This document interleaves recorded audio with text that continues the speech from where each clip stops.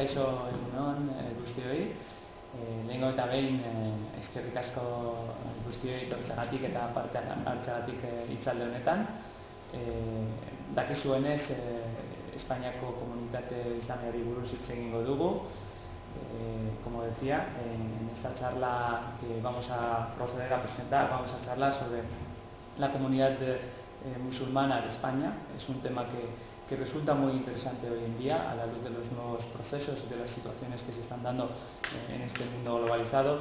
El Islam se ha convertido en una religión que hay que tener en cuenta y que hay que seguir profundizando de cara a seguir conociendo los procesos, identificando los medios y también estudiando a la propia comunidad musulmana en España y en Europa. Como sabemos, la comunidad musulmana en estos momentos es blanco de diferentes críticas en el espacio europeo. De hecho, se habla hoy en día de la islamofobia como uno de los procesos que se están dando en las sociedades europeas, en las que se convierte al musulmán como una figura alterizada, como una figura de la otredad, de aquello en lo que no me identifico socialmente, culturalmente y políticamente, está vinculado con el musulmán, desde la identidad española, la identidad nacional, europea, etcétera, etcétera. A su vez, muchos investigadores están hablando, sugieren que no hay que seguir hablando de la inmigración musulmana para hablar sobre el Islam, sino que hay que empezar a hablar sobre la comunidad musulmana en España desde la perspectiva de la propia comunidad, como un agente situado dentro de la propia sociedad española.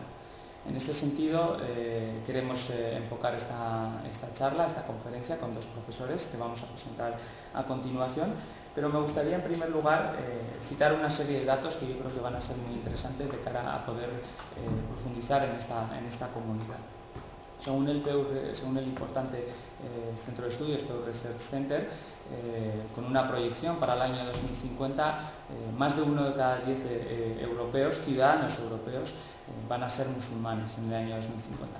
Por tanto, es importante cambiar la mirada, profundizar en esta perspectiva y empezar a ver al Islam como parte integrante de las sociedades europeas y, por tanto, excluir la perspectiva que hasta ahora ha pecado de la consideración del Islam solamente como una característica de la inmigración y que hay que estudiarla desde la vertiente socioeconómica, material, estructural del propio proceso migratorio.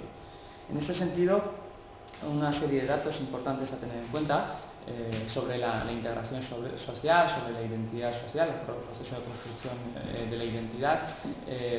Es importante profundizar en ellos. Uno de ellos es uno de los estudios que se realizó en el año 2010, fue el último que se realizó por Metroscopia para el Ministerio del Interior. Decía que el 83% de los musulmanes en España, entre los cuales están diferentes nacionalidades, se sentía integrada a la sociedad española y que se sentía bien viviendo en la sociedad española. Un dato más reciente, que es de la Agencia de los Derechos Fundamentales de la Unión Europea del año 2015, decía que el 76% de los musulmanes se sentían también a gusto viviendo en las diferentes sociedades europeas. Sin embargo, hay un imaginario colectivo en las sociedades occidentales europeas que contrapone el modelo democrático con el modelo islámico. De tal modo que, si recurrimos a los diferentes datos que se han ido publicando en los últimos años y que siguen con la estela de filósofos políticos y politólogos como Giovanni Sartori, como Oriana Fallaci y como otros investigadores, Samuel Huntington, entre otros, considera que el Islam es una realidad que es incompatible con la democracia. De tal modo que, según la propia Agencia Europea de los Derechos Fundamentales, uno de los 15 países estudiados, uno de los países que más rechazo mostraba hacia el Islam y que lo consideraba incompatible con la democracia era España, de cuyos datos podemos ver que el 29% de los encuestados decía que el Islam muestra un rechazo hacia el Islam. Luego, si nos movemos un poquito a nivel más cercano al territorio español o vasco, uno de los datos más interesantes es que ofrece Ikuspegi en los últimos años dentro de su barómetro anual. Uno de ellos es sobre el Islam, sobre la pregunta sobre los musulmanes, en cuál medida te muestra el Islam confianza, tienes confianza hacia el Islam. Pues en una puntuación de 0 a 10, 3,12 es la puntuación última del año 2020, de tal modo que podemos hablar de una puntuación medio-baja. Para ello, para seguir profundizando sobre este tema, y no voy a extenderme más, pues, con el objetivo de que los que hablen sean las personas expertas, que en este caso tenemos por un lado a Ana Planet y por el otro lado a Jordi Moreras, a las cuales agradecemos que también pues, bueno, tenemos en cuenta la propia financiación del Ayuntamiento de Bilbao y también el campus de la Universidad del País Vasco, que también nos colaboran en que podamos realizar estas jornadas. Pues procedo a presentar a las personas ponentes. En primer lugar tenemos aquí con nosotros a Ana Planet, que está presencialmente con nosotros, por lo cual le agradecemos también que haya venido desde Madrid. Es profesora catedrática de Sociología del Islam y vicedecana de Estudios de Posgrado de la Facultad de Filosofía y Letras de la Universidad Autónoma de Madrid. Su ámbito de estudio más importante ha estado vinculado con los estudios árabes y estudios islámicos, con los sistemas políticos de la zona MENA, del Magreb. Desde 2019 es miembro también de la Comisión Asesora de Libertad Religiosa, órgano asesor del Ministerio de Presidencia, Relaciones con las Cortes y Memoria Democrática, en calidad de experta universitaria en el mundo islámico. Además, otra de las características es que es la directora de la Revista de Estudios Internacionales Mediterráneos. Por otro lado, también agradecemos la presencia de Jordi Moreras, en este caso a través de videoconferencia. Le agradecemos también que se conecte con nosotros. Es un profesor conocido a nivel universitario, a nivel académico, en el estudio antropológico y sociológico del Islam, de las comunidades musulmanas en territorio europeo. Es investigador y profesor asociado en la Universidad Rovira i Virgili, catalana, colaborador también docente de la Universidad Oberta de Cataluña, la Universidad de Distancia de Cataluña. Es licenciado en antropología, además pues, se ha dedicado a estudiar el mundo musulmán, pues, tanto en Cataluña como en España, como en los países europeos. Hay que tener en cuenta una de dentro de su biografía, es que en el año 2010 se incorporó a la Secretaría de Asuntos Religiosos de la Generalitat de Cataluña, donde trabajó como responsable de estudios hasta el año 2004. Luego, por otro lado, es autor de diferentes monografías sobre la comunidad musulmana con el CIDOB, también es autor de diferentes obras, entre ellos libros.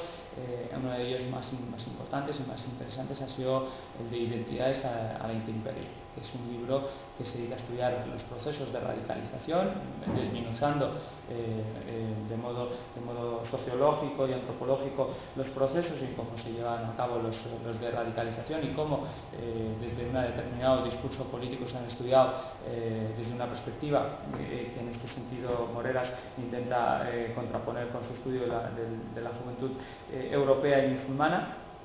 Por tanto, son dos autores que nos van a poder ayudar a seguir profundizando en este tema. Un tema que lo vamos a tratar desde tres principales ángulos o objetivos, me gustaría llamarlos.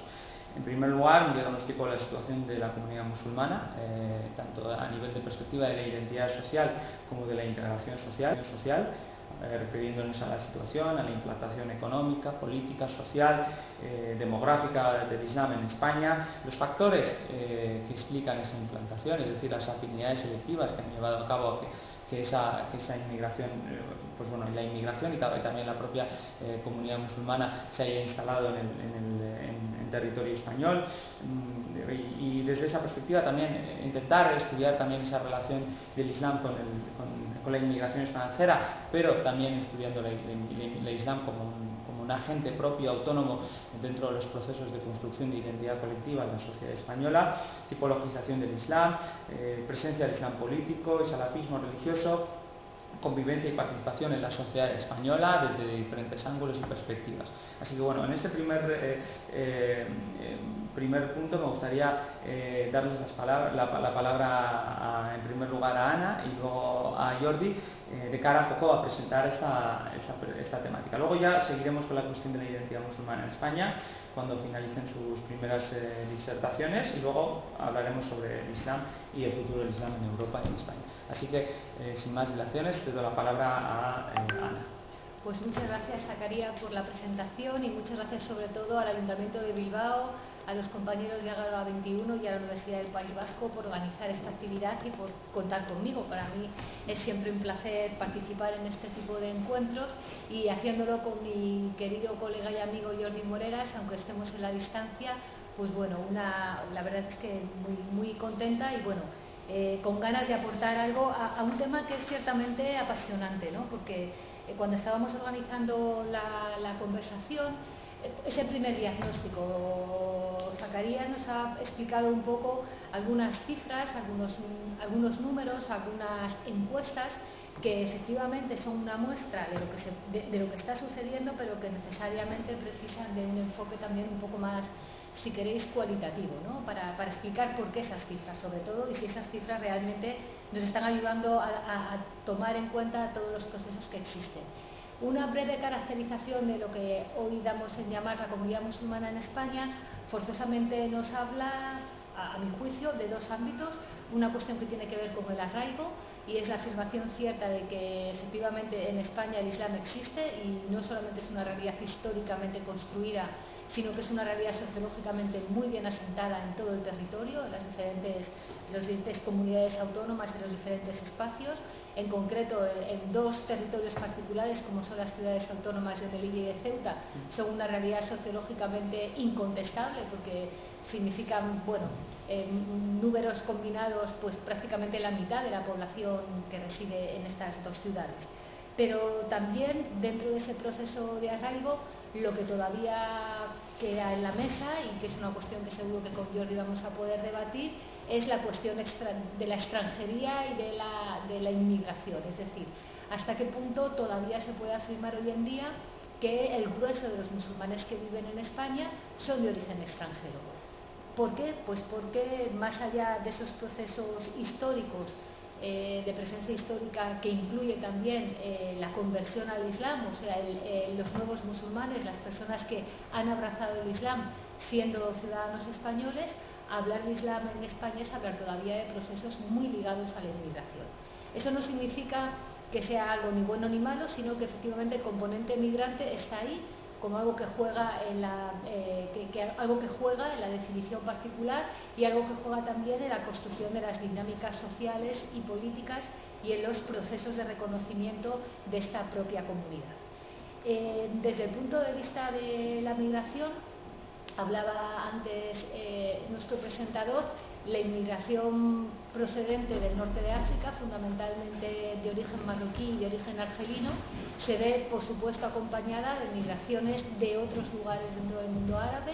Es muy importante la migración procedente de Oriente Medio, no tanto en términos numéricos, sino en términos, digamos, de su representatividad y de su visibilidad.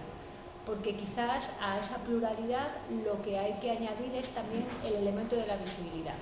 Es decir, si ahora mismo nosotros como sociedad construimos un Islam asociado a la inmigración, cuando nos detenemos en otros aspectos, como por ejemplo analizar el proceso de reconocimiento o de institucionalización del Islam en España, entonces son otros los protagonistas.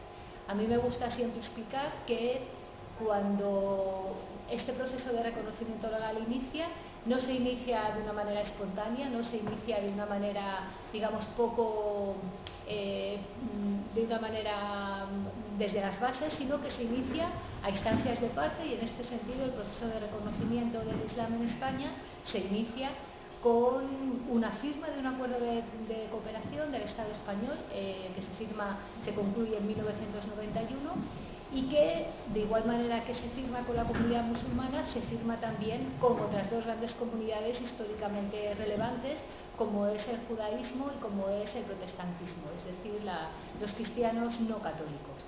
Con este reconocimiento legal, digamos, se establece una nueva presencia en lo público del Islam en España, pero quizás lo más interesante de todo es que este proceso es protagonizado no por la gran mayoría de musulmanes que viven ya entonces en el país, estoy hablando del inicio de los años 90, una inmigración incipiente, pero ciertamente superior a lo que uno puede pensar, porque claro, el proceso de reconocimiento, de regularización de 1991 no hizo más que organizar algo que ya venía existiendo, pero como digo, lo que hay en ese momento, en ese proceso de institucionalización, es una apariencia de visibilidad importante de la comunidad mediooriental, fundamentalmente personas que vienen de Palestina, que vienen de Siria, en menor medida también de Egipto, junto con la comunidad conversa española. Digamos que desde el punto de vista de la organización han sido ellos y son ellos todavía hoy en día los que tienen una voz cantante y, digamos, han generado todo el espacio de reconocimiento del que ahora mismo disfrutamos. Está claro que la pluralidad está allí, es una pluralidad de origen, es una pluralidad de experiencias también asociadas a la migración en una medida y en otra, y sobre todo es una pluralidad que ahora mismo se observa de una manera diferente, ¿no? Con Jordi en muchas ocasiones hemos hablado de cuán de diferente es ahora el panorama de la comunidad musulmana a cuando lo era pues hace 30 años, cuando empezamos a investigar y a interesarnos en estos procesos.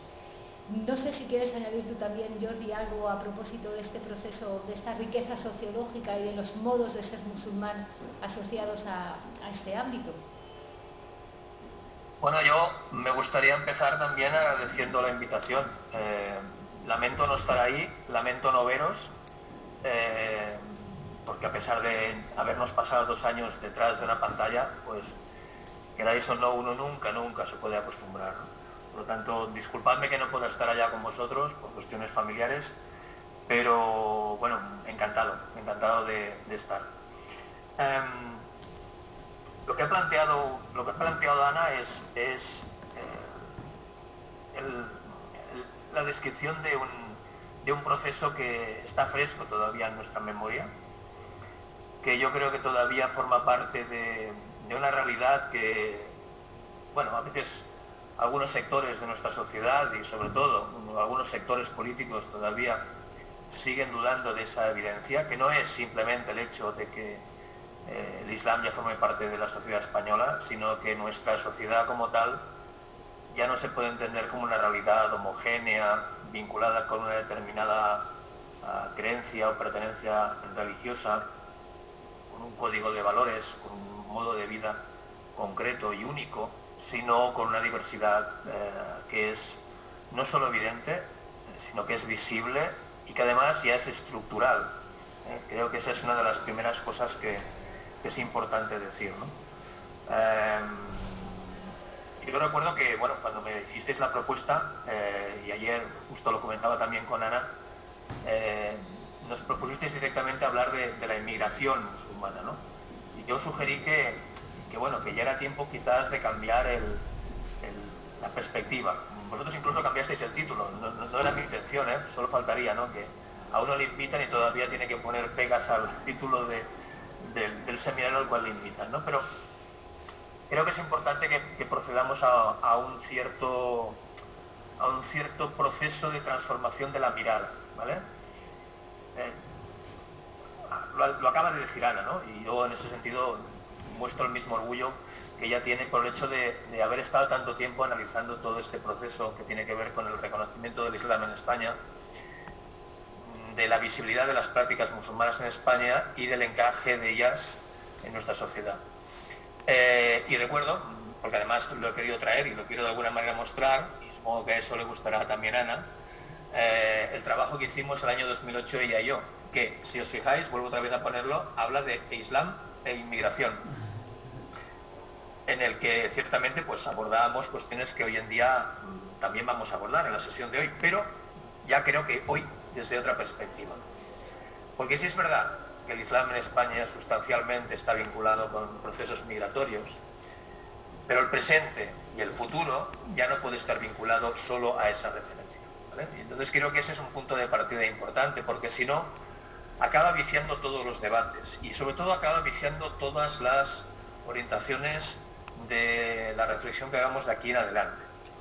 Y para comentar un dato que habéis dicho y devolverle la palabra a Ana, cuando por ejemplo el Pew Research hacen esas proyecciones del año 2050, que son proyecciones demográficas y que se vinculan fundamentalmente con poblaciones que todavía se les vincula en torno a un patrón demográfico migrante, es decir, importado de sus países de origen, yo creo que se está cometiendo un cierto error de percepción, ¿vale? Porque probablemente de aquí unos cuantos años, quizás en esa perspectiva 2050, un 10% de la población europea sea musulmana.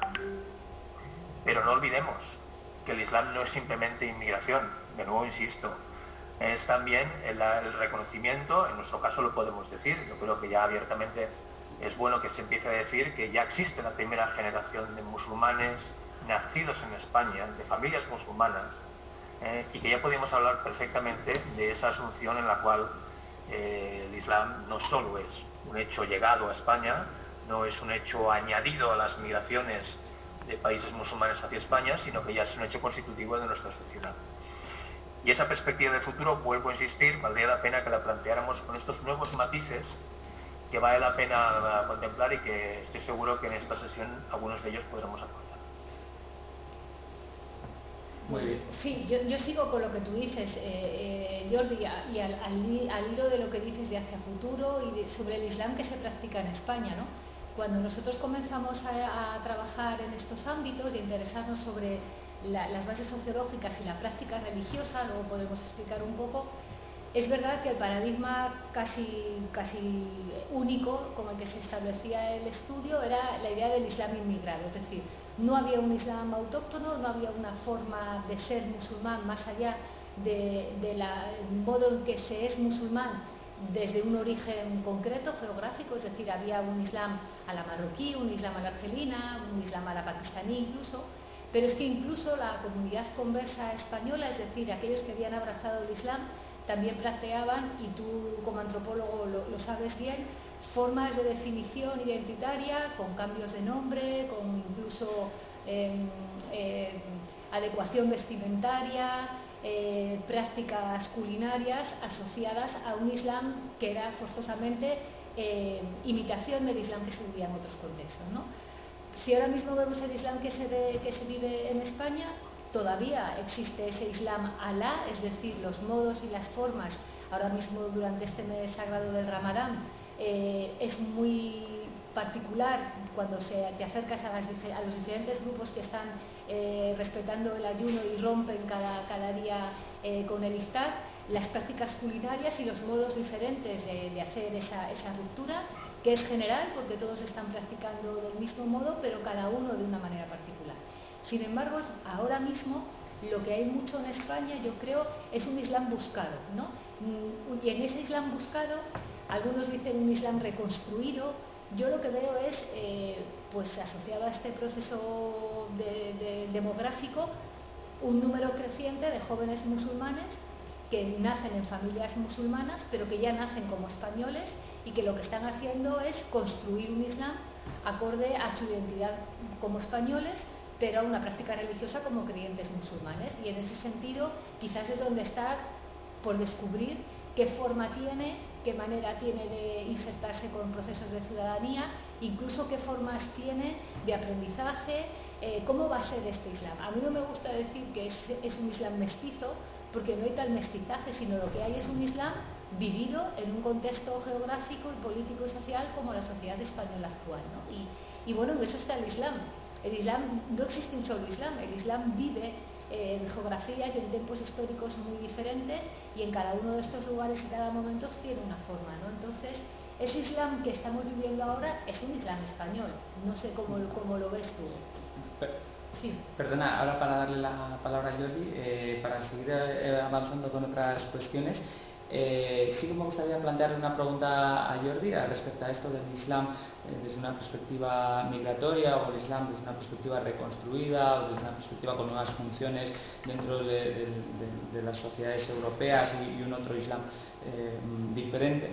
Sí que me gustaría preguntarle si el hecho de que dejemos las lentes que observan el Islam desde una perspectiva migratoria no hace que consideremos o estudiemos a las poblaciones musulmanas en Europa sin aquella caracterización o aquellos factores que tienen que ver con la variable socioeconómica, estructural, que viene muy inserta en el tema migratorio, es decir, todo el proceso migratorio, todo lo que conlleva, los costes. Es decir, ¿podríamos estudiar al Islam siendo todavía de primera generación en España sin aquello que también le afecta, como es el hecho de que la variable socioeconómica esté muy influenciable? Bueno, lógicamente yo creo que las variables de análisis tienen que ser múltiples, y evidentemente una cosa es que nosotros planteemos la necesidad de regular el lente de cara a quizás ampliar más la visión de los procesos que están en marcha, pero evidentemente tampoco excluyendo el contexto del cual se parte. Es decir, la idea de imaginar, por ejemplo, ¿no? Y ahora no es una respuesta directa a lo que mencionaba ahora Ana, sobre el tema del reconocimiento del Islam español, ¿no? Y decir el Islam español puede decir el Islam vasco o el Islam catalán, ¿me entendéis? En ese sentido. Pero claro, si nosotros estamos ya de alguna manera argumentando esa lógica, estaremos dejando pendientes dos cuestiones que a mi modo de ver son muy significativas. Por un lado, la dimensión cultural, y por otro lado, la dimensión que ahora justo estabas planteando, socioeconómica, de encaje social, de inserción social, ¿no? Que la inserción social no necesariamente en términos de inmigración, sino en términos de clase social. Y perdonad que vuelva a un concepto antiguo, ¿no? Porque parece que hoy en día nadie se atreve a hablar de estas cuestiones, ¿no? Pero claro, yo creo que es uno de los elementos que probablemente nos podemos encontrar. Una de las expresiones de esa, vamos a decirlo así, de esa novedad, que no es tan nueva, ciertamente, ¿no? Pero que creo que en las percepciones muchas veces no se tiene presente, es que la incorporación de importantes sectores de la población musulmana en España dentro de lo que podríamos decir la clase media, en la cual nos pensamos o nos imaginamos que todos estamos insertos, es un factor fundamental para cambiar esa imagen en la cual se piensa de que estamos siempre entre las expresiones religiosas de un colectivo minoritario que además se encuentra minorizado y que además se encuentra en la parte inferior de la escala social. Una cosa es la forma en la cual existen las percepciones, se elaboran las percepciones en torno a prejuicios concretos.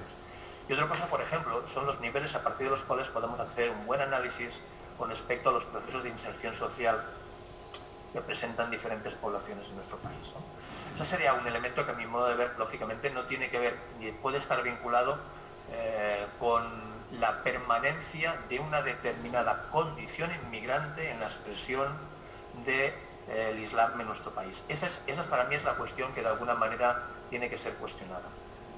Lógicamente, las experiencias de las personas que llegaron en los años 60, 70 y 80, que luego trajeron a sus familias y pudieron reagruparlas y por tanto crear núcleos familiares, esa experiencia es constitutiva de la identidad familiar de prácticamente buena parte de la población musulmana en nuestro país.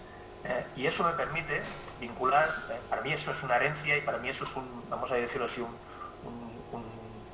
una realidad muy muy interesante, ¿vale? Primero por la historicidad, primero por la dimensión temporal y por el reconocimiento que tiene fundamentalmente esa identidad familiar dentro del ámbito propio de las comunidades musulmanas, de las familias musulmanas, pero también dentro del conjunto de nuestra sociedad.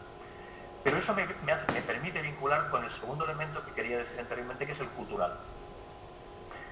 Como decía muy bien Ana, la expresión de la religiosidad de estas familias musulmanas siempre está muy vinculada con unos patrones culturales concretos. Es más, lo decía ella, hay personas que han adoptado el Islam como forma de vida, que eran ciudadanos españoles, que han adoptado el Islam como forma a partir de la cual entender su vida y su compromiso con Dios y con el resto de la sociedad, que han adoptado patrones culturales también en ese proceso de adscripción a la nueva fe, ¿no?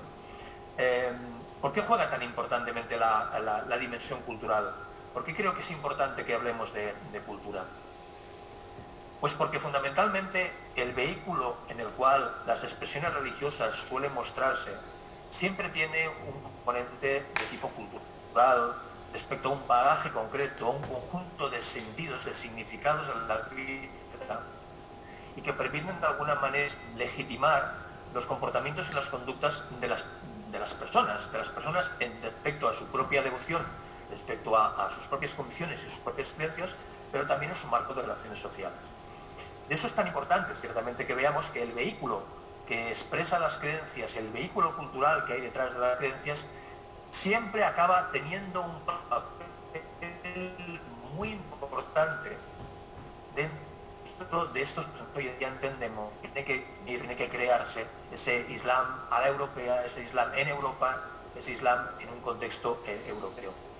Creo que es importante que se tenga presente esa cuestión, porque una de las cosas que nos tiene que de alguna manera plantear y sugerir en términos hipotéticos, en términos de reflexión futura, es ver si estas nuevas generaciones de musulmanes europeos o españoles, aquellos ya no por inmigración, que creo que siempre estamos con ese error de las segundas generaciones, no, me estoy refiriendo a las primeras generaciones de musulmanes propiamente españoles, si sus patrones culturales van a ser los adquiridos por parte de su pertenencia en esta sociedad en cuanto que se han formado en la misma, o van a ser reminiscencias de esa voluntad de sus familias, de sus padres, de sus progenitores, para seguir manteniendo ese vínculo con un contexto cultural concreto.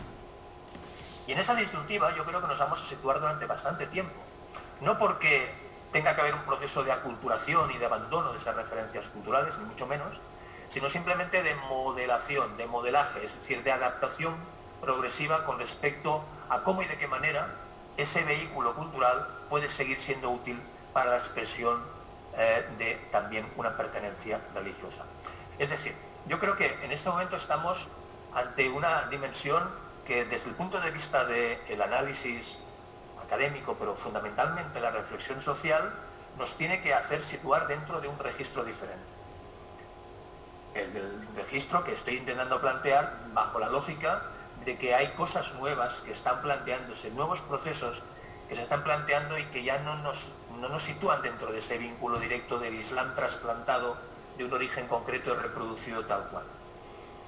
Lo que pasa que, y eso creo que será lo que tendremos que discutir a continuación, existen también una serie de contextos políticos y sociales, también podríamos decir económicos, que no están favoreciendo que ese debate se pueda hacer de una manera para entender lo que verdaderamente pasa. Y seguimos estando permanentemente enrocados en una discusión. Ayer por la noche la pudimos escuchar perfectamente en el debate de las elecciones francesas, en torno a el Islam es europeo o el Islam no es europeo. El Islam no es de aquí y el Islam no es de aquí. O peor dicho, los musulmanes siguen siendo algo diferente que es inintegrable en nuestra sociedad, o los musulmanes, los ciudadanos musulmanes, ciudadanos y ciudadanas, forman parte intrínseca de nuestra sociedad. Yo creo que ese es el debate en el cual estamos situados, y es difícil a veces, como siempre suele pasar, mantener una reflexión suficientemente calmada como para poder avanzar en el conocimiento. Muy bien, Jordi, muchas gracias por la respuesta. Antes de dar paso a la segunda cuestión fundamental, que casa bastante con esa disyuntiva que acaba de plantear el profesor Moreras, me gustaría preguntarte si quieres añadir algo más o pasamos como quieras. Yo creo que es perfecto, vamos, que ya lo ha encarado, ¿no, Jordi? Bueno, ¿cómo damos cuenta de los procesos que están teniendo que están teniendo lugar ahora mismo, ¿no? Porque, claro, aquí hay una tensión, o sea, si dejamos... Aquí tenemos que hacer un músculo investigador, y en ese sentido también un poco mi llamada del día de hoy, ¿no? Es decir, no podemos dejar que se sigan construyendo las miradas desde una base absolutamente estereotipada, extranjerizante, generada a base de fake news y de debates mediatizados y generados desde espacios que no son los propios.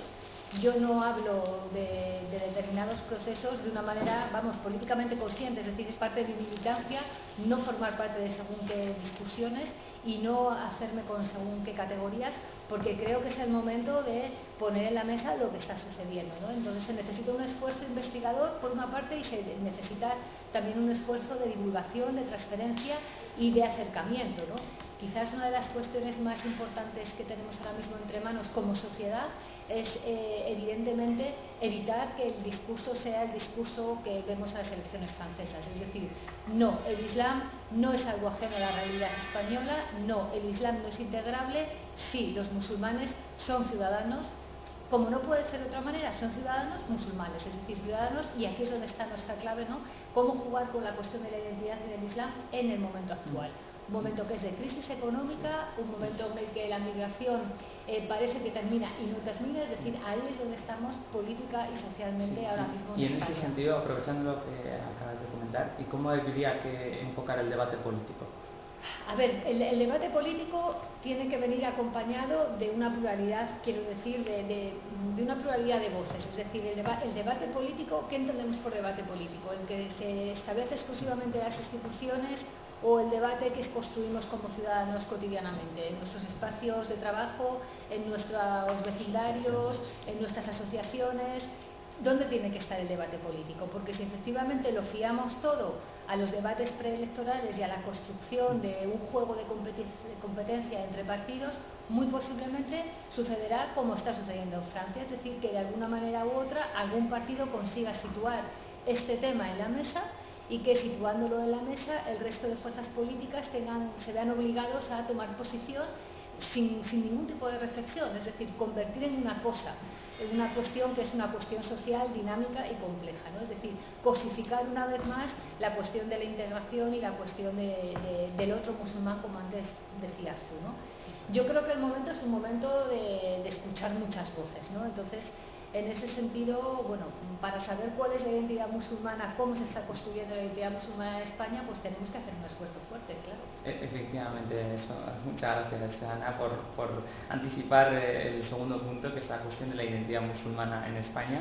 En este sentido, se invita a los ponentes a hablar sobre caracterizar la identidad musulmana, si es que existe ese concepto o es una entelequia, es decir, las identificaciones, el mundo de las pertenencias, los símbolos, las lealtades, teniendo en cuenta asimismo que existe un islam a la pakistaní, un islam a la marroquí, un islam a los senegales.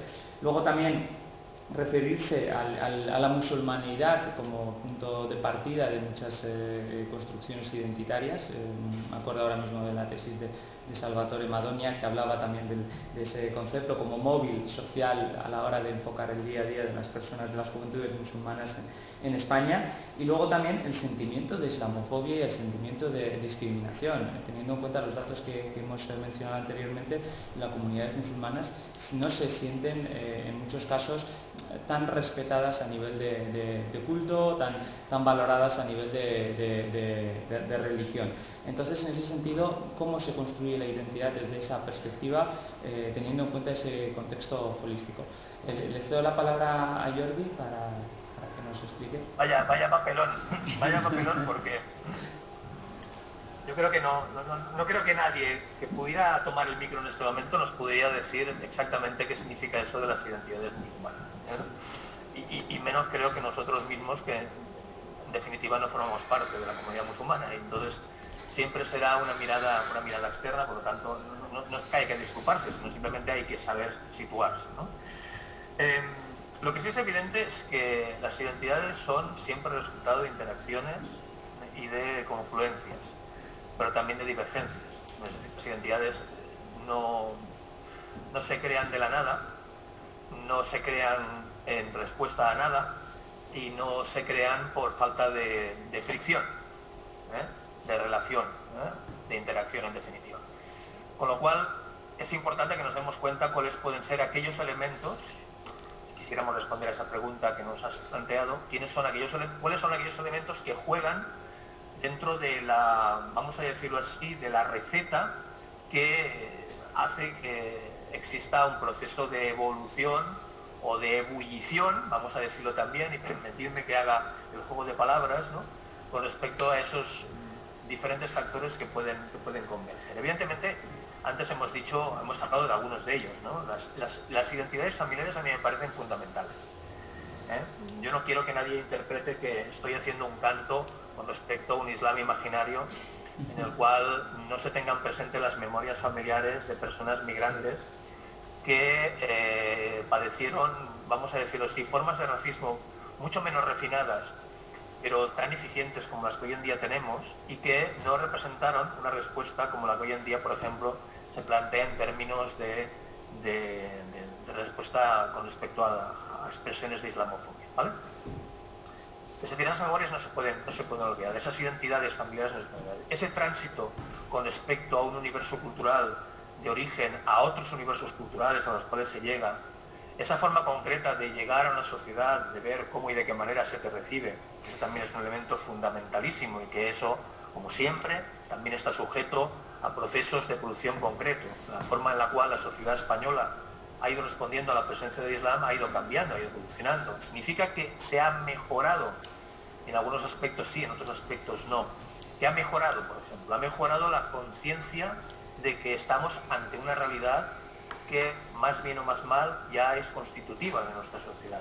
Yo no estoy haciendo una lectura excesivamente positiva en ese sentido, Simplemente esa consecución de darse cuenta de que tenemos vecinos musulmanes ya es en sí mismo, a mi modo de ver, interesante a considerar. Lo que no hemos evolucionado bien, por ejemplo, ha sido en el no uso político de determinados argumentos o determinadas expresiones que alientan, pues, determinados comportamientos y determinados discursos que ya sabemos que generalizan y potencian esas polarizaciones de las cuales nos tenemos que proteger. Pero también hay elementos que tienen que ver fundamentalmente con la manera en que los musulmanes se sitúan en el mundo mundial y en el mundo musulmán específico.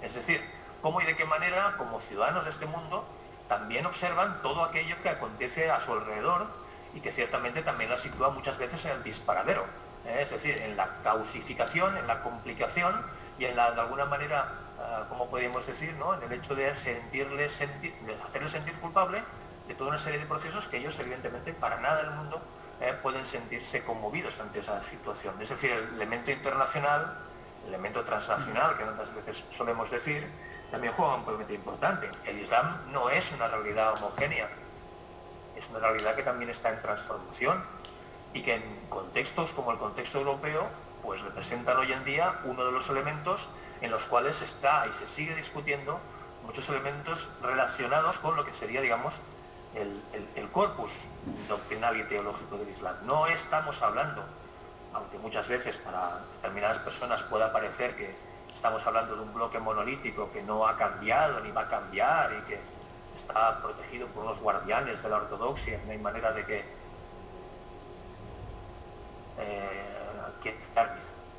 de lo que está escrito, de lo que está dicho, eso nos hace perder de vista absolutamente todo el proceso de transformación de cómo el dogma, cómo la doctrina, cómo la teología pasa por el filtro de la realidad social y, lógicamente, tiene que modificarse y tiene que alterarse. Nosotros, cuando hemos analizado el Islam en Europa, hemos observado que se producen situaciones que pueden estar entre dos focos, entre dos puntos, digamos, relativamente equidistantes. Por un lado, el proceso, digamos, de contextualización, por otro lado, el proceso de textualización, que vendría a ser explicado de la siguiente manera. Por un lado, la adaptación a determinadas realidades de acuerdo a las necesidades que se les plantean a las comunidades, o, en todo caso, volver de nuevo a la rigidez ortodoxa de no aceptar o no plantear esos procesos de adaptación para poder intentar mantener una identidad firme y segura. Bien. Bajo esa perspectiva, ya os digo, tiene una dimensión fundamentalmente analítica. No hay ninguna categoría, ni yo voy a utilizar ninguna categoría entre ortodoxos, tradicionales, modernos. Todas esas etiquetas y categorías no han sido precisamente las que más nos han ayudado a comprender la realidad del Islam en Europa. ¿Con esto qué quiero decir? Pues que nos encontramos con que las pertenencias que hoy en día pueden ser mostradas por parte de las poblaciones musulmanas están sujetas a transformaciones, algo evidente, pero eso evidente creo que es importante decir, que evidentemente no son únicas ni se orientan en la misma manera. En este sentido no podríamos estar hablando de un símil o una metáfora, permitidme que lo utilice así, ¿no? Como si fuera una especie de cohete espacial, ¿no? Que va quemando fases y va dejando atrás toda una serie, digamos, de módulos y que permiten seguir evolucionando, ¿no? Yo creo que esa no es la metáfora más adecuada para entender la evolución de las pertenencias musulmanas en Europa. Yo creo que la metáfora quizás más descriptiva sería la de un punto del cual surgen multiplicidades de direcciones que buscan evidentemente objetivos y con intensidades también muy diferentes, y por lo tanto no a partir de un único tronco o común. Bueno, me callo, luego ya seguiré hablando sobre. Gracias, dejamos a... Sí, yo vamos, coincido con lo que dice Jordi, muy especialmente en esta última parte, ¿no? Cuando siempre tenemos la duda de qué procesos hay, ¿no? O sea, esa contextualización que forzosamente se está produciendo, qué dinámicas plantea, o sea, si realmente en esa contextualización qué se guarda, qué se queda, qué se practica. Una de las cuestiones quizás más importantes es lo que has apuntado también, ¿no? Es que presuponemos dinámicas sociales, políticas y de acercamiento y de práctica religiosa en muchas ocasiones sin observarlas realmente, ¿no? Porque como bien decías, cuando uno no pertenece a una comunidad, cuando perteneces a una comunidad también, o sea, aquí se trata de armarse, de hacer una construcción, una aproximación que pueda ser satisfactoria, ¿no? Quizás una de las cuestiones que a mí más me están resultando interesantes en esta última etapa es no analizar exclusivamente las narrativas, sino también acercarnos a la acción. Y en ese sentido, pues el proyecto que estamos desarrollando en este último año y medio desde la Autónoma y con el apoyo de la Fundación Pluralismo y Convivencia, nosotros estamos hablando, porque claro, hay que hablar y hay que conocer, y en ese hablar y conocer habitualmente se trabajaba mucho con los determinados líderes, y con Jordi siempre nos hemos interesado mucho, ¿no?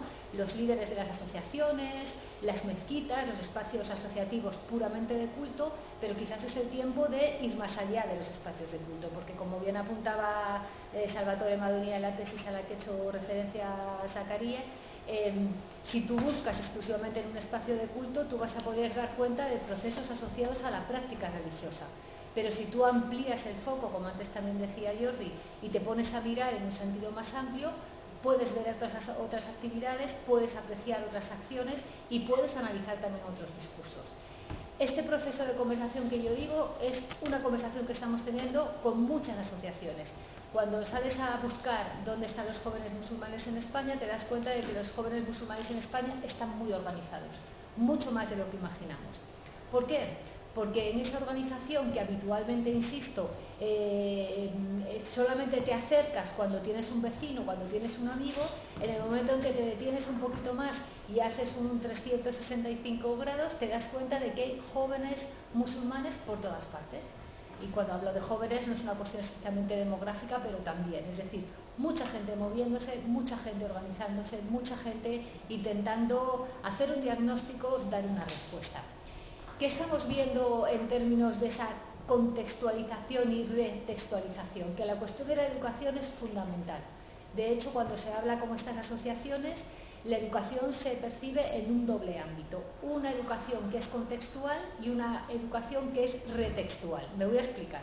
La contextual sería hasta qué punto en las instituciones educativas españolas, la escuela, como primer lugar de socialización de estos niños se sienten, se han sentido y se ven reconocidos en su especificidad de ciudadanos musulmanes, ¿no?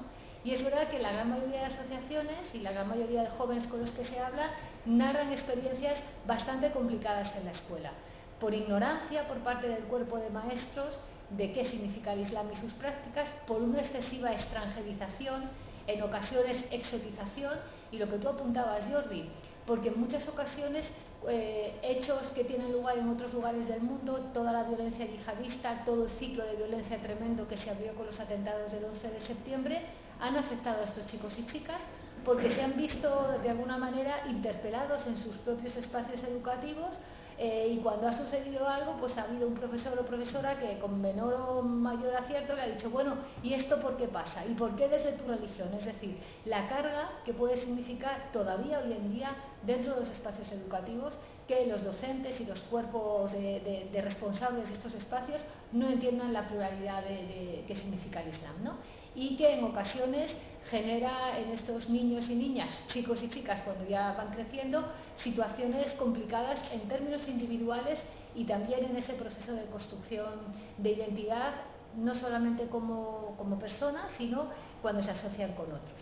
Pero la otra parte tiene que ver con la retextualización, es decir, ¿y cómo aprendo yo a ser musulmán? ¿Y cómo yo participo y cómo yo doy respuesta a estas preguntas que se me hacen? En muchas ocasiones las respuestas las ensayan, ¿no? Y hablan de cómo muchos y muchas de ellas han aprendido a responder que ellos no van a hablar de lo que hace Bin Laden, ¿no? Madre mía, lo piensas con frialdad, dices, ¿de verdad un crío de 11, 12, 13 años en un contexto de escuela va a tener que ponerse a hablar de política internacional y de las acciones violentas de determinados grupos terroristas? Bueno, pues me parece duro que eso siga existiendo. Pero también es verdad que en ese proceso de buscar respuestas, muchos de estos chicos y chicas hablan de un acercamiento al Islam, ¿no? Como decía bien Jordi, el Islam tiene los textos, tiene el Corán, los hadices, la sunna del profeta, en fin, toda la tradición, pero tiene también un ámbito de conocimiento y de búsqueda que queda en el ijtihad de cada creyente, es decir, que hay un ámbito de profundizar y de conocer más. Y es muy interesante ver cómo en el contexto español muchas de estas asociaciones tienen también como objetivo acompañarse los unos a las otras a las otras, porque son muchas las mujeres que protagonizan este movimiento, en esa lectura crítica y en ese aprendizaje y en ese acercamiento de un Islam que además ellos reivindican y ellas reivindican en español.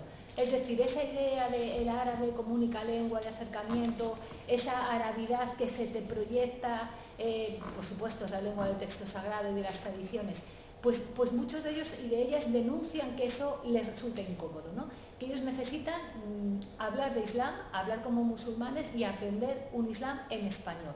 Y en ese sentido son muchas las asociaciones que están trabajando por la educación islámica, en grupos de toda índole, ¿no? Desde grupos más informales, grupos de lectura, de discusión, a veces apoyándose en la invitación de gente que viene de fuera e incluso en un aprendizaje de las ciencias coránicas y de las tradiciones muy serio y muy sistemático, ¿no? Y hay ya varias experiencias en ello, ¿no? Esa parte de contextualización y de retextualización creo que es esencial, pero también es esencial lo que tú decías, Jordi, y es que estas asociaciones son muy conscientes de la carga que significa la migración por una realidad evidente, y es que todos estos chicos y chicas, muchos de los cuales ya están ejerciendo este trabajo asociativo desde experiencias exitosas de educación superior, es decir, muchos son graduados, están realizando másteres, están realizando doctorados, ponen en la mesa una razón de tipo socioeconómica, la idea de que ellos son hijos e hijas de trabajadores y de que en muchas ocasiones esa condición migrante de sus padres y madres ha significado un acceso desigual o incluso hoy en día una dificultad de acceso a según qué experiencias de educación, experiencias de ocio, la posibilidad de la formación, ¿no? Y muchos de estos grupos están seriamente implicados con trabajos de mentoría en un sentido amplio, es decir, de acompañamiento y de reflexión y de denuncia de las situaciones de dificultad económica, material, que en muchas familias todavía se vive hoy en día, ¿no? Es decir, que la idea de ser trabajador y ser inmigrante es algo que está también marcando. Antes hablabas de clases medias, Jordi, nos encanta decir que todos estamos en la clase media, pero bueno, llevamos desde el 2003, 2005, 2008 una crisis económica muy importante que afecta de manera radical a estas familias de origen extranjero y familias que son trabajadoras, que si en algún momento han aspirado a estar en una clase media, ahora ven como muchos otros de nosotros, cómo esas aspiraciones de clase media van rebajando, ¿no? Y esa cuestión es también muy importante para la movilización. Es una movilización que tiene que ver con la denuncia de las condiciones materiales y con la idea de que hay que buscar una sociedad más igualitaria. Entonces, está el discurso religioso, pero también está la denuncia social. Y en ese sentido, quizás un tercer pilar sería todo lo que tiene que ver con la islamofobia, ¿no? Y cómo estos chicos y chicas son muy conscientes de que están desarrollando su vida como adultos, como jóvenes adultos, en un contexto que resulta poco ventajoso, por decirlo de una manera fina, porque encuentran que muchos de sus derechos como musulmanes están garantizados en el papel, es decir, hay leyes que les protegen, hay un acuerdo de cooperación, hay una serie de disposiciones legales mucho más amplias de las que a lo mejor cualquiera que no conoce puede imaginar. Hay un reconocimiento de derechos individuales, de derechos comunitarios, enterramientos, espacios de culto, en fin, muchos derechos que ellos mismos se están dando cuenta están puestos en duda. Puestos en duda, por una parte, porque no han llegado a establecerse esas políticas públicas que los consoliden, pero también porque hay grupos dentro de la sociedad española que dudan de que esta gente tenga que tener estos derechos. Es decir, está puesto en duda el derecho a recibir un enterramiento digno, está puesto en duda el derecho a recibir una educación religiosa, está puesto en duda, pues yo qué sé, en un momento dado, los efectos civiles de un matrimonio celebrado según un rito religioso. Son todas cuestiones que legalmente están casi resueltas, es decir, están ahí, están recogidas, pero que todavía denuncian hoy en día existe, digamos, dificultades para que efectivamente puedan disfrutar en plenitud de esos derechos como ciudadanos que están asociados a su condición de musulmanes, que en la ley están garantizados, pero que en la práctica política cotidiana, pues bueno, y hay muchas de esas asociaciones que tienen, sobre todo después de la pandemia, esto puesto en la mesa, ¿no? ¿Qué pasa con la educación? ¿Qué pasa con los enterramientos? ¿Qué está sucediendo? O sea, ¿hasta dónde esta eficacia de derechos podemos considerar que está conseguida? Es decir, tenemos los derechos, pero ¿quién nos ayuda a que estos derechos efectivamente se puedan disfrutar, ¿no? Muchas gracias, muy interesante todo lo que habéis comentado. Sí que me gustaría pues bueno, introducir el tercer objetivo de esta conferencia, dado que tampoco contamos con mucho tiempo. Luego dejaremos un breve espacio de tiempo para que podamos recibir preguntas del público, preguntas por el chat que ahora mismo estamos retransmitiendo en directo. Sí que me gustaría plantearos dos puntos que yo creo que por los cuales podemos cerrar, si es posible.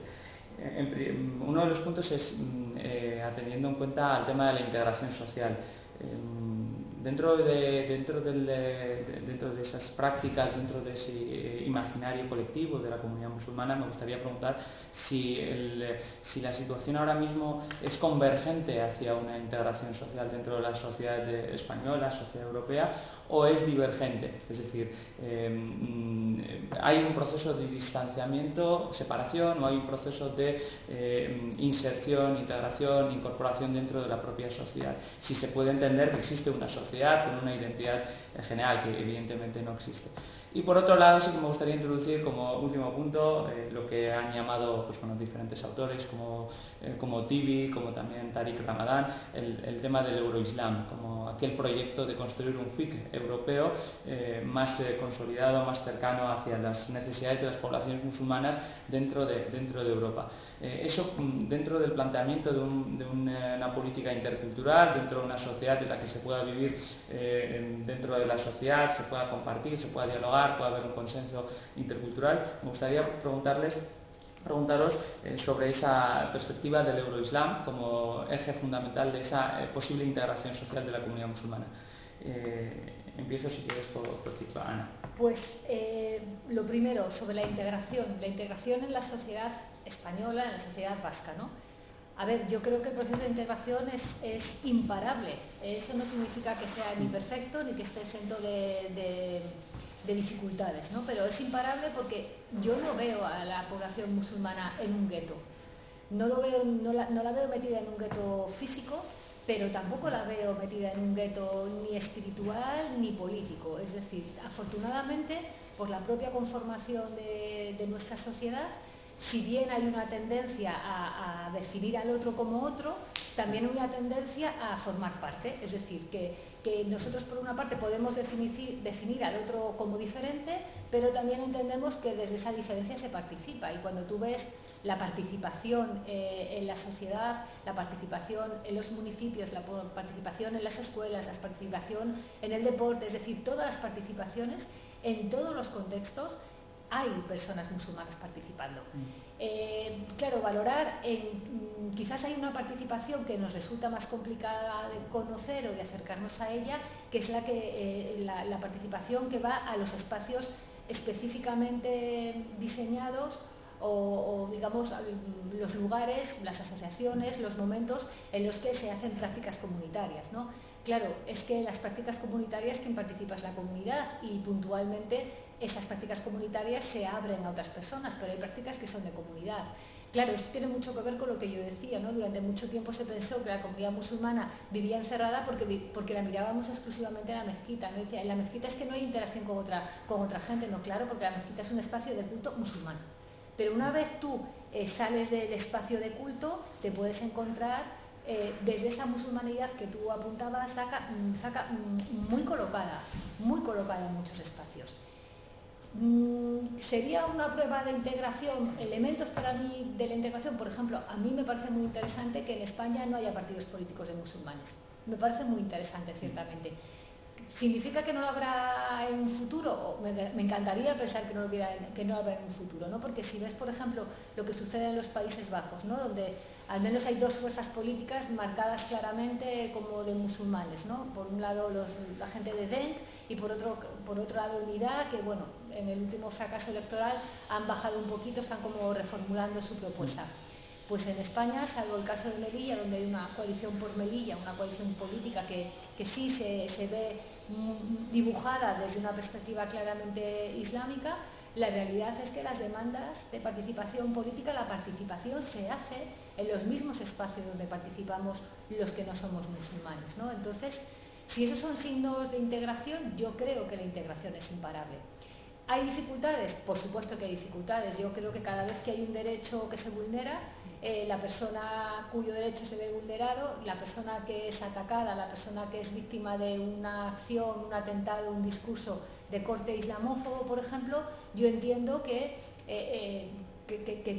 la herida que queda es una herida importante, y a mí particularmente me preocupa mucho el impacto que pueda tener a un cierto plazo si se siguen multiplicando las actividades islamófobas, los discursos de odio, y dejamos sin atender a las víctimas, ¿no? Quizás uno de los problemas que tiene ahora en términos de integración la sociedad española es que no estamos teniendo demasiado cuidado, no estamos prestando demasiada atención al delito de islamofobia, ¿no? Y sobre todo a las víctimas de este delito, es decir, las personas que han sufrido algún tipo de agresión o una minusvaloración o cuando no un ataque a sus derechos por su condición de musulmán.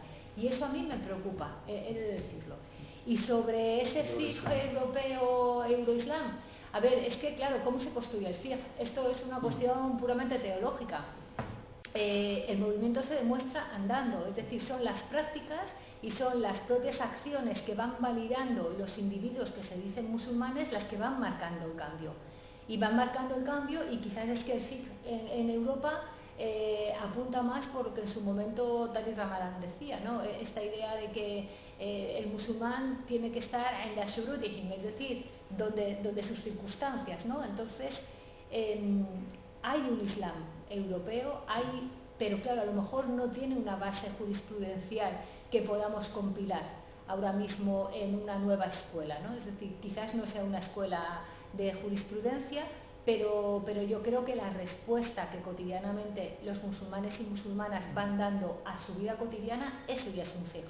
Otra cosa es que quien lo escribe, quien lo textualiza, quien lo considera como tal, pues es que a lo mejor en este momento, no sé, Jordi, ¿tú qué piensas? No se necesita de ese fiqh. Es decir, cada persona, ya no necesitamos una autoridad que nos marque cuál tiene que ser nuestro camino, sino que nuestro camino en términos de fe y en términos de práctica es el que nosotros marquemos como ciudadanos, ¿no? No sé qué opinas tú, si esto es demasiado... Bueno, eso sería uno de los primeros principios de europeización del Islam, o mejor dicho, de mundialización del Islam. Es decir, el proceso de individualización de las prácticas religiosas, de las conciencias religiosas, es algo que forma parte de un proceso de secularización galopante. Y entonces, claro, habría que verlo, ¿no? Pero bueno, como siempre, nos planteáis preguntas que son irresolubles en breve plazo, ¿no? Por lo tanto, voy a ser muy sintético para dejar tiempo luego a las palabras de la gente que estáis aquí. Yo insisto otra vez de nuevo en torno a los términos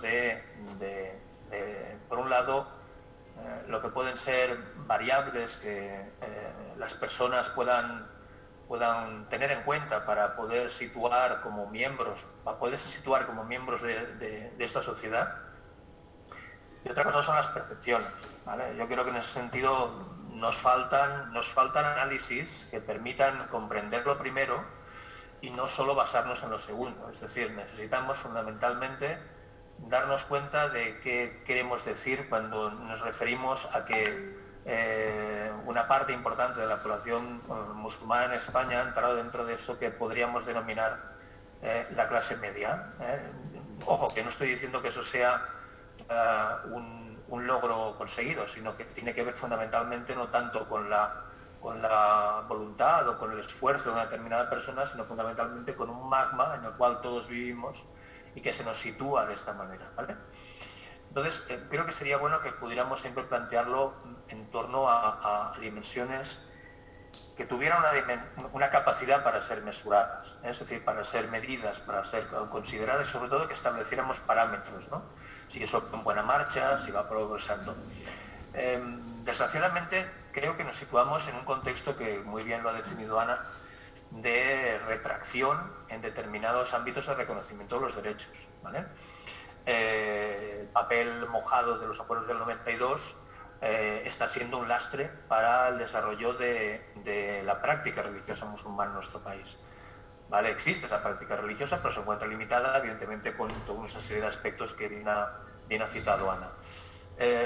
Lo que pasa que también es verdad que hay una cosa que a mí particularmente me hace reflexionar, y ya digo, solo lo voy a contar porque no nos la vamos a poder acabar en estos pocos minutos y porque además también tiene que ver con esa idea del euroislam, ¿no? O del Islam en Europa, que tiene que ver fundamentalmente no solo con los derechos reconocidos a una minoría religiosa, sino el alcance de los derechos reconocidos en tanto que ciudadanos de este país.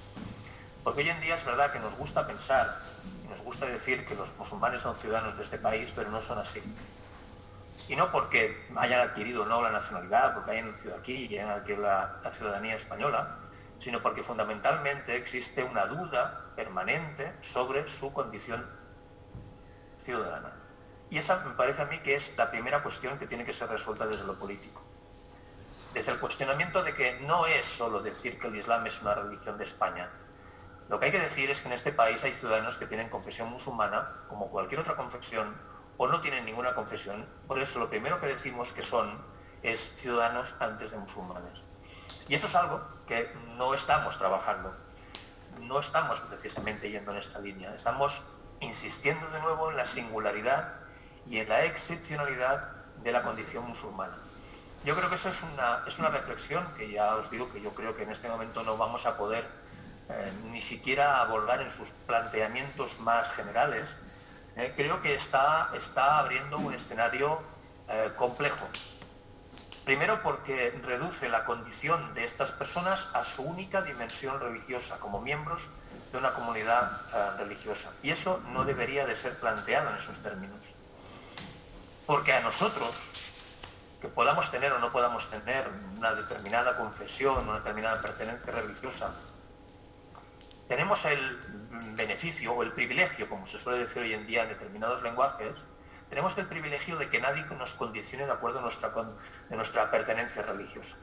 Yo creo que eso, a mi modo de ver, plantea un escenario complejo, ¿vale? Un escenario complejo en el cual podamos situarnos en contextos en los cuales al final las únicas personas que ciertamente podrán de alguna manera establecer ese vínculo con respecto a la pertenencia de formar parte de esta sociedad con la plenitud de derechos esté condicionada precisamente por esa, vamos a decirlo así, esa singularidad del hecho de formar parte de una tradición religiosa concreta. Sea la que sea, ¿entendéis? Sea la que sea, yo siempre seré reacio a considerar las poblaciones, a los colectivos que forman parte de nuestra sociedad de acuerdo a su reconocimiento de su singularidad. Porque entiendo que hay una dimensión concreta que tiene que garantizar ese principio de igualdad que no está siendo trabajado. Estamos trabajando y seguimos trabajando todavía con parámetros muy concretos en los cuales estamos reconociendo a la dimensión propia de una identidad únicamente basada bajo un principio religioso. Entonces, cuando, por ejemplo, ¿no?, hablamos del Islam europeo, ¿un Islam europeo qué significa? Un Islam europeo significa un Islam implicado en los asuntos propios de la vida social y política europea. Podría serlo, pero es un ejemplo de Islam europeo el hecho de que el presidente de la gran mezquita de París haya pedido el voto por Macron. Alguien podría decir, pero ¿por qué lo hace? Pero no tiene por qué hacerlo, no está obligado. ¿Qué tiene que demostrar? ¿O está jugando a favor de una baza concreta en contra de otra candidata que probablemente tendrá unas relaciones mucho más complejas con respecto al Islam? ¿O eso no es más que una evidencia concreta de lo que estamos hablando, ¿no?, de esa implicación concreta de los ciudadanos musulmanes en la vida política de su país? ¿Se puede hablar de un voto musulmán? Algo que ha sido también una entelequia durante mucho tiempo se ha hablado, ¿no? ¿Es posible que los musulmanes voten en una dirección concreta? Pues a lo mejor resultará que no será por los votos de los musulmanes que se pueda decidir el futuro del presidente o la presidenta francesa. Se decidirán por muchos otros factores y muchos otros elementos. A lo mejor lo que estamos de alguna manera imaginando es un escenario en el cual nuestra sociedad esté configurada por diferentes secciones, por diferentes colectivos, diferentes partes de la misma, entendidas cada una de ellas de forma homogénea internamente y con una capacidad para articularse en torno a una única voz. Yo creo que eso es un error garrafal. Eso es un error garrafal en nuestra percepción de la sociedad, cómo se constituye, cómo se configura y sobre todo cómo se puede plantear de cara en el futuro. Lo que pasa que sí es verdad, y en eso comparto perfectamente, creo que no solo con Ana, sino con buena parte de lo que creo que estáis ahí, estamos en una situación de déficit democrático cuando no reconocemos los derechos que ya han estado claramente instituidos con respecto a una comunidad religiosa y no reconocemos la evidencia de que hay unos procesos de islamofobia que cada vez se están convirtiendo en un racismo aceptable en nuestra sociedad, algo que nos debería de preocupar muchísimo y que está generando que hayan procesos de discriminación activa de una parte de esta población. Yo vuelvo otra vez a insistir, yo seguiré denunciando esa dimensión, pero no simplemente por una cuestión religiosa, sino una cuestión de derechos civiles, que creo que sería ese el marco en el cual nos tendríamos que situar, los derechos civiles. Muy bien, muchas gracias Jordi por esta última reflexión, muy interesante, quedan muchas cosas bastante dilucidadas con la última exposición. Sin mayor preámbulo, ahora mismo me dirijo al público que tenemos aquí con nosotros y que creo que tenemos alguna pregunta del público. Irene. Sí. Hola, buenos días. ¿Quieres ponerte por aquí?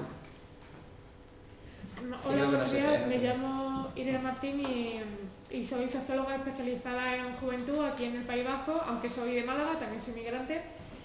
Y no hablo euskera, también un déficit por mi parte, y por mi empleo, mi trabajo, me dedico todos los días a relacionarme con personas entre los 12 a los 35 años, entre los 12 y 18, de 19 a 25 y de 25 a 35.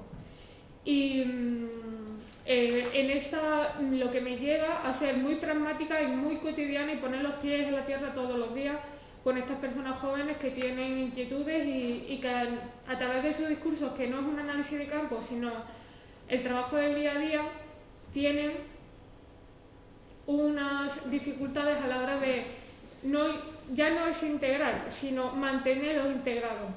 Porque hay una cierta juventud, vamos a decir en un punto A, que puede ser católica no practicante o cualquier otra religión no practicante, y luego hay un sector de la población que es musulmana, que puede ser más o menos practicante, es decir, que se establecen unos radios de alcance en torno a su religiosidad que en muchos casos esos espacios se solapan, pero sin haber interacciones constructivas.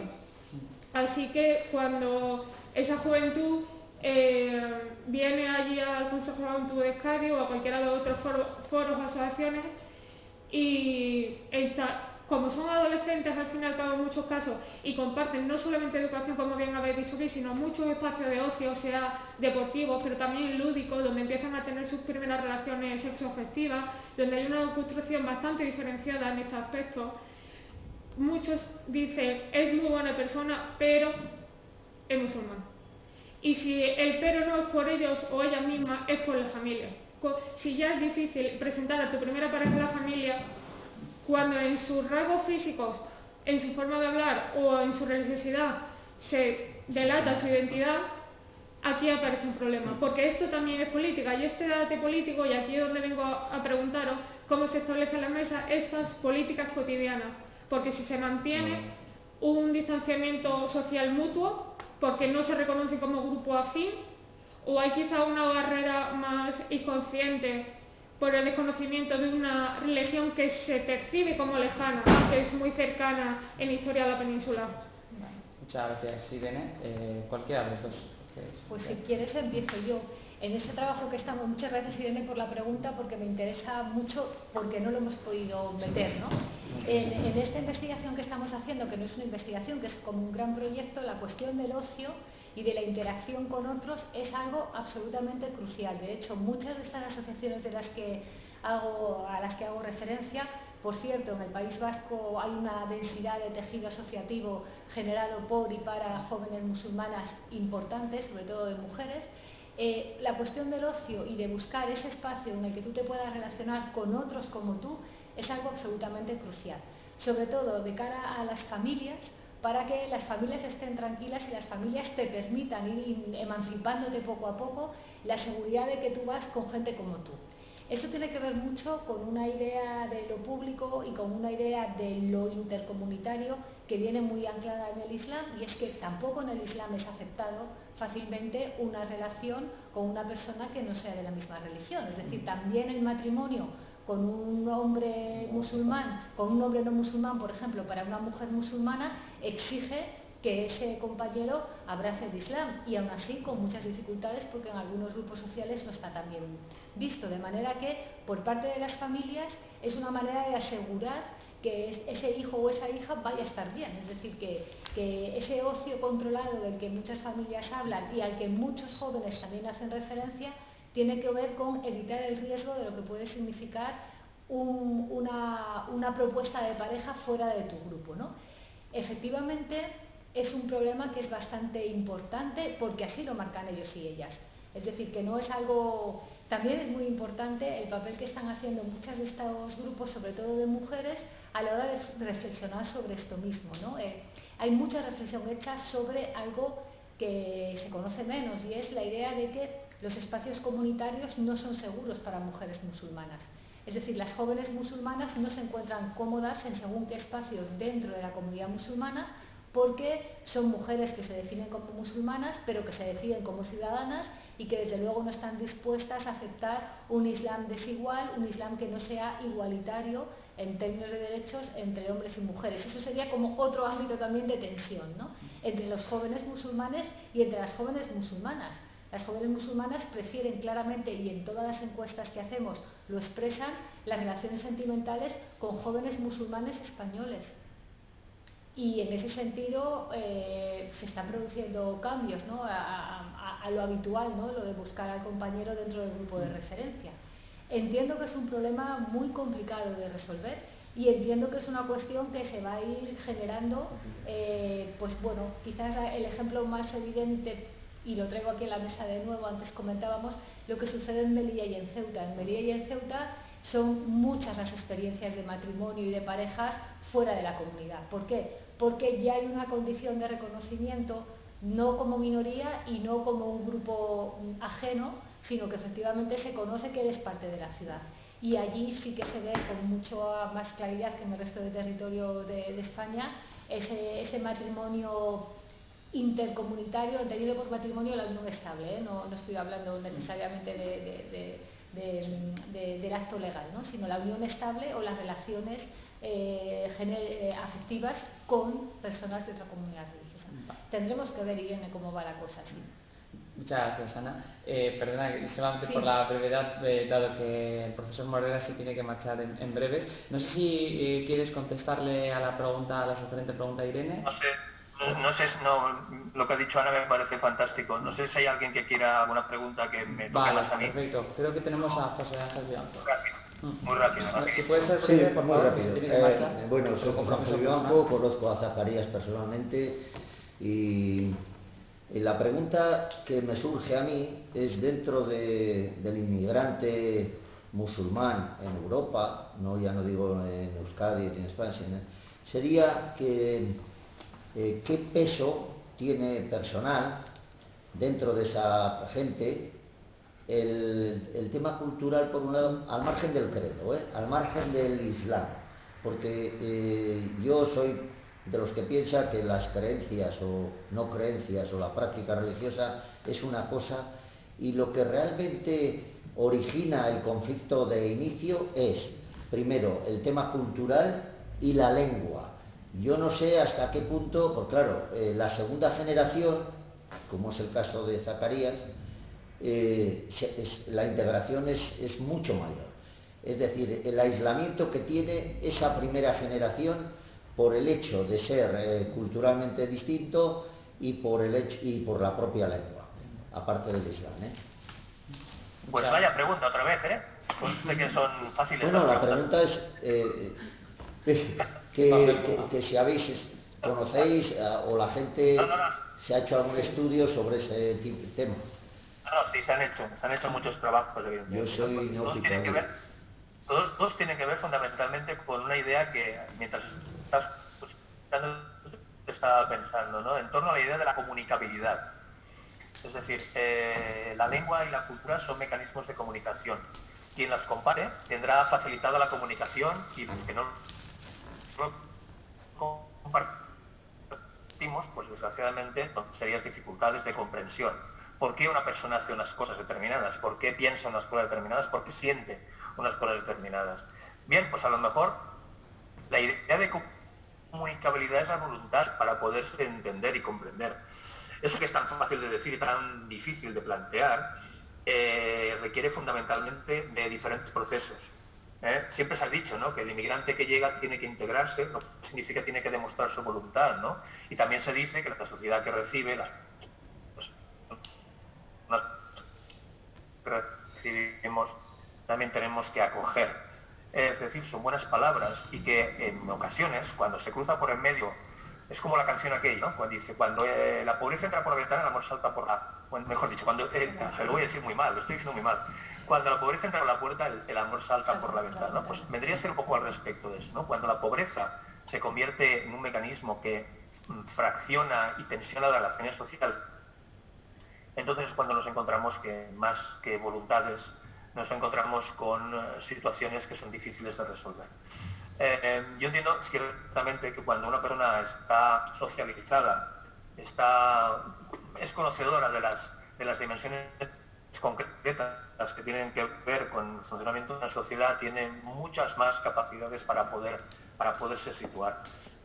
Y entonces ahí es donde está verdaderamente el dilema que tienen hoy en día muchos jóvenes de familias migrantes y no solo las de confesión musulmana, ¿no? Que es, ¿qué hago yo con mi bagaje cultural? ¿Qué hago yo con la herencia de mi familia? ¿Dónde la sitúo? ¿La sitúo dentro de una cajita cerrada que en algún momento puedo sacar y que evidentemente utilizaré cuando sean los momentos familiares, los momentos de las festividades, el Ramadán, el Karim, como estamos, por ejemplo, hoy este tiempo celebrando? ¿O será algo que voy a ir dejando progresivamente porque, en definitiva, mi proyecto de vida no pasa por recordar el pasado, no pasa por la nostalgia, sino que pasa por la necesidad de entenderme mejor con la gente con la que habito?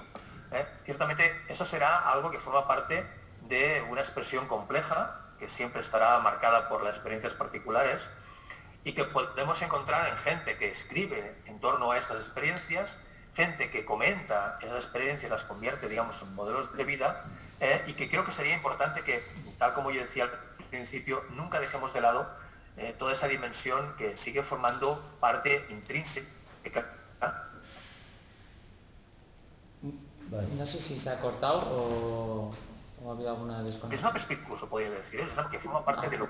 Bueno, decía que hay dimensión de esa pertenencia respecto a la cultura familiar, que tiene un componente sentimental, un componente propio, intrínseco a la persona, que no puede ser desgajada, que no puede ser olvidada. Eso no puede formar parte bajo ningún proceso de abandono y de rechazo, ¿vale? Forma parte de esas pequeñas cuestiones que todos, cada uno de nosotros tenemos, que forma parte de nuestra propia intimidad. Y esa intimidad yo creo que tiene que ser respetada. Con lo cual, ¿qué vengo a decir? Vengo a decir que nos encontramos ante procesos que ciertamente nos requieren y nos plantean, pues, escenarios como estos. Es decir, que se pueda plantear, se pueden hablar de forma ordenada y de forma, yo creo que crítica y también, digamos, autorreflexiva, en torno a cuestiones que nos afectan a todas las personas que forman parte de esta sociedad. Porque hoy en día, y permitidme que acabe con estas palabras que no tienen por qué ser sentencia de nada, pero quiero acabar con ellas, hablar del Islam en España es hablar de España. Creo que lo decíais también vosotros por aquí, ¿no? Islam, ¿para qué España? ¿Para qué Europa? ¿Para qué Euskadi? ¿O para qué Cataluña? Me es igual. Todo eso es hablar sobre nuestra sociedad. Y creo que es importante que lo sigamos manteniendo bajo esa perspectiva de entendernos mutuamente, porque si no, estaremos condenados siempre a estar hablando de lo que os diferencia y no lo que nos iguala. Y disculpadme muchísimo que me tenga que ir, pero por cuestiones familiares tengo que ir a buscar a mi chaval y si no cojo el coche ahora no voy a llegar. Muchas gracias por la atenta presencia, Jordi, como también la de Ana. Así que cerramos esta conferencia. Seguid con Ana, que ella seguro que estará... Un abrazo muy fuerte, Jordi. La próxima juntos en la sala. Efectivamente. Muchas gracias a ambos y nos vemos en otra. Muchas gracias. Muchas gracias. Que vaya bien. Adiós.